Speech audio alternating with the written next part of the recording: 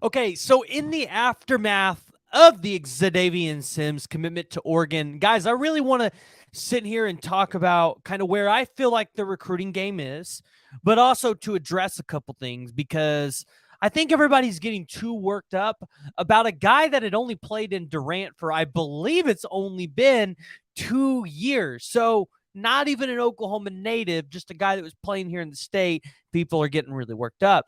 But guys, before we dive into it, go ahead and hit that like and hit the subscribe button. Let me know what you all are thinking down in the comments below. Guys, I get it. You're upset. You guys are emotional over losing Xadavien Sims, but let's try to push those emotions and upset feelings aside, and let's talk about the state of Oklahoma recruiting and what we think could happen for the rest of the class. Let's try to be joyful about it, okay? Let's not be doomers here. So, the Oklahoma Sooners lost Xadavien Sims to the Oregon Ducks. And yeah, it stings because the kid was playing in the state of Oklahoma.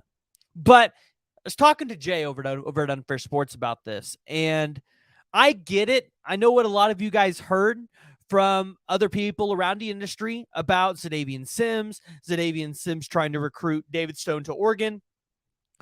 I want to remind everybody of something. The difference that I think you're going to see in between, and I haven't talked to Xadavien or David Stone. I want to preface that right now. I have not talked to either of them. I'm putting my own thoughts out here. I think the difference you're going to see between those two recruits, Xadavien Sims is not from Oklahoma. So I don't know if he grew up with Oklahoma Sooner like love and loyalties because he's not from the state. He played in Durant for 2 years, probably because that's where Sean Cooper and C4 Sports are. David Stone, on the other hand, is an Oklahoma native. It's been known that he loves Oklahoma. So in that instance, I would say, okay, I could see where David Stone understands how his mindset of picking the Oklahoma Sooners could change what the standard has been for Oklahoma not only defensive line recruiting, but Oklahoma defensive recruiting in general. I just want fans to understand that. And I also want you guys to understand sometimes what you guys post in the message boards is too much because recruits and players and coaches and everybody sees that. And yes, a lot of these recruitments are going to come down to 90% of the time facilities, what the school has to offer, and I mean, the majority of the time it's going to be relationships. Who has the best relationship? It's not going to help, though, when the fans are out here trashing players for not picking their school. So, anyways, that's all I wanted to say on that. I know I posted about it on Twitter, but, I just kind of want to talk about it. But I want to talk about kind of where I think the class is going to end at this point in state of where we're at, because I think there's a lot of doom over Oklahoma recruiting right now, and I want to be able to provide some potential, how should I say this? Not like sunshine pumping, but maybe some hope. Because the Oklahoma Sooners, regardless of how you want to look at it, are still in a really good spot. Specifically, like, let's look at the defensive line. Because if you look at the defensive line, yeah, last year, unfortunately, we lost out on Renaud and Hicks, who, if Oklahoma lands both of those guys, I don't see anybody here complaining. Because if you get LeBlanc, Hicks, and Renaud, oh my gosh. I mean, 2024 would be a hard year to follow up on that. And because you thought you were in a really good position for Hicks and Renaud, you missed out on Edric Hill, and you missed out on the other kid. I'm trying to think of his name. Can't think of him at the moment. Not Johnny Bowens. Not the one. Not that kid. I'd have to look him up. But you guys catch my... Oh, Marcus Deal that ended up at TCU. Right? You felt like you were in a good position for two other guys, two elite players, and so you don't prioritize the other two. That's recruiting. That's how this works. And unfortunately, for Bates, it didn't work out. And before we dive into the predictions, I want to address the Bates situation. Todd Bates is still a really good recruiter. I want people to understand Bates had been recruiting guys like Peter Woods, Vic Burley, and those guys to Clemson for years. Not Oklahoma, Clemson. And yeah, he had kind of already been in the recruiting cycle for a whole year at that point. But if you're a recruit and one coach has sold you on the idea of going to this school, right? How does that look when he comes back and tries to sell you in another school? When you're already bought into this one school over here. And I get it. Some people go for the coach. A lot of the time, it's going to be skill position players, quarterbacks, wide receivers. They want to go play with a coach that they know is good at development. Same thing for defensive linemen sometimes, but there's a lot of good coaches out there that can develop you. I mean, let's just be honest. So, yeah,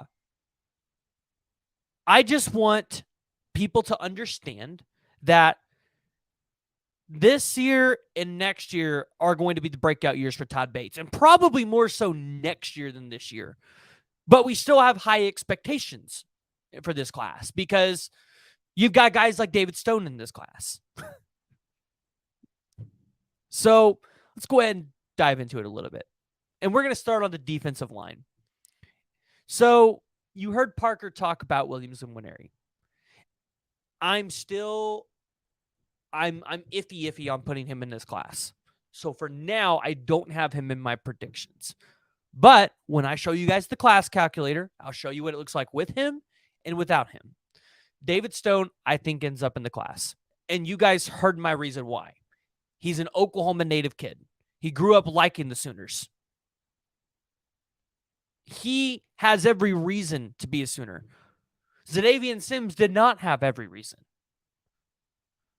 People just assume because he's an in-state kid and a top prospect that he's going to be at OU. That's not the case. Wasn't there like a 5-star corner or a safety in Tulsa that went to Michigan a couple of years ago? I'm pretty sure there was.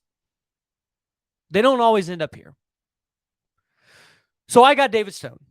Now, I also know what a lot of people are saying about Dominic McKinley, and I really like where Oklahoma is at with McKinley. However, when it comes to McKinley, I think there are a couple things that Oklahoma really has to watch out for.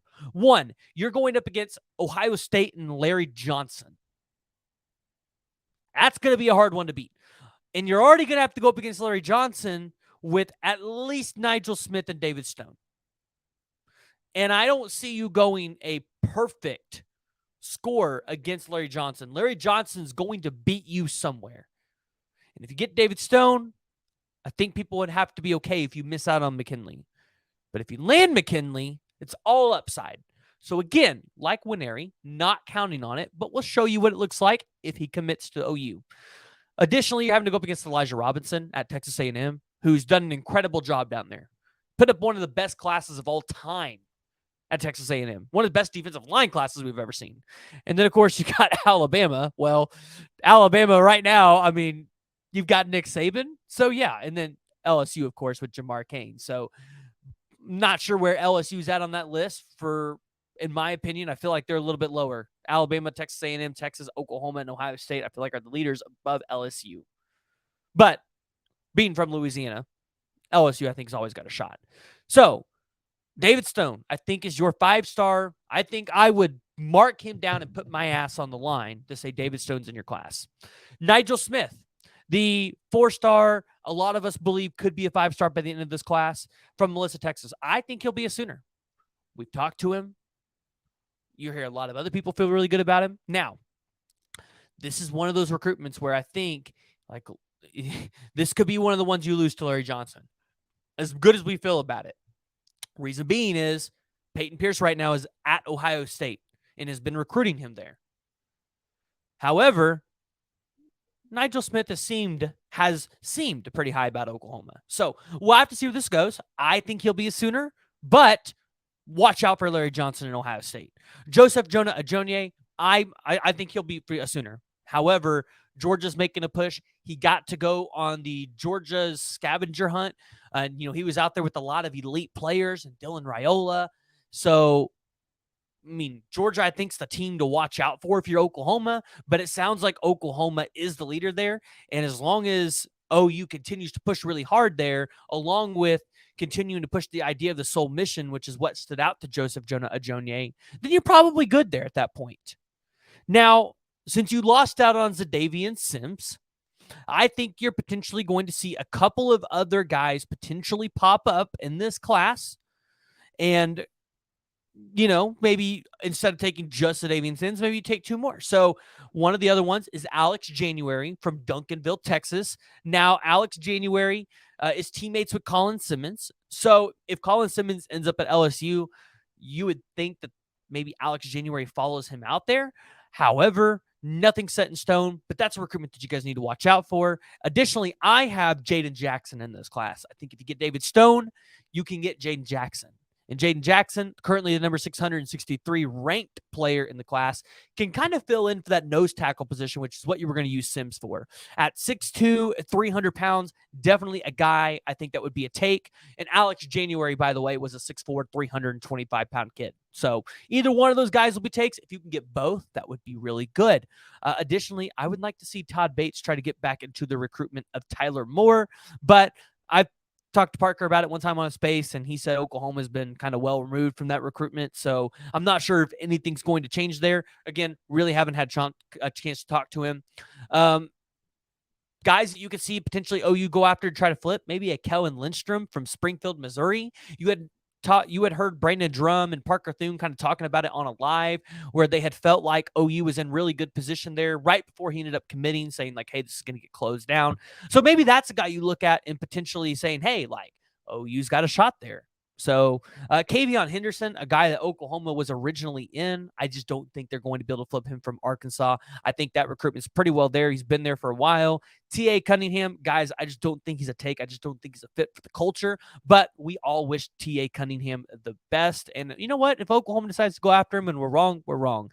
So there's a lot of good guys that Oklahoma could go in there, try to get in for, especially now that you lost Sims. But I think it'll be David Stone, Nigel Smith, Joseph Jonah Ajonye, and Jaden Jackson on the defensive line. In terms of the edge position, I'm going to continue to take my stance that it's going to either be Zena Yumio-Azulu or Logan Thomas. I included Zena into this class prediction because I've been taking that position this entire time. So we'll have to keep an eye there. Other guys you could potentially be watching out for, Jason Ross, Dekias Brinkley, Owen Waffle, a flip from Notre Dame, or even Wyatt Gilmore out of Rogers, Minnesota. We actually did a whole video on him. So you guys keep an eye out for those.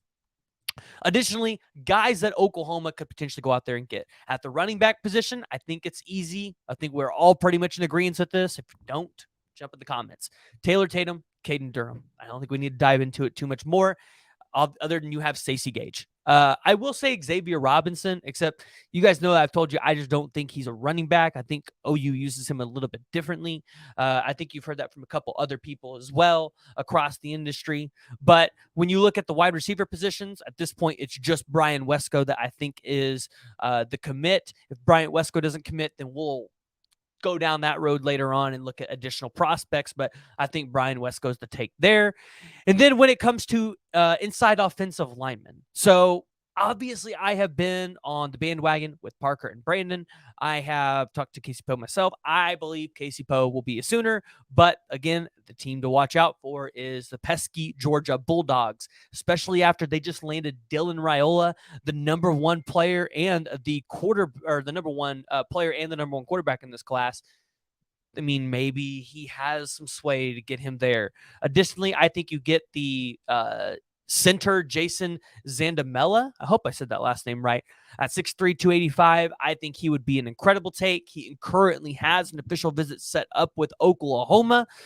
And yeah, I'd like to see him there. As far as the offensive tackles go, I think you've got Bennett Warren and Caden Massey, and we already have Isaiah Autry. So that would give Oklahoma, 5, 6 offensive linemen. I think I would like to see Oklahoma take 6 to 7.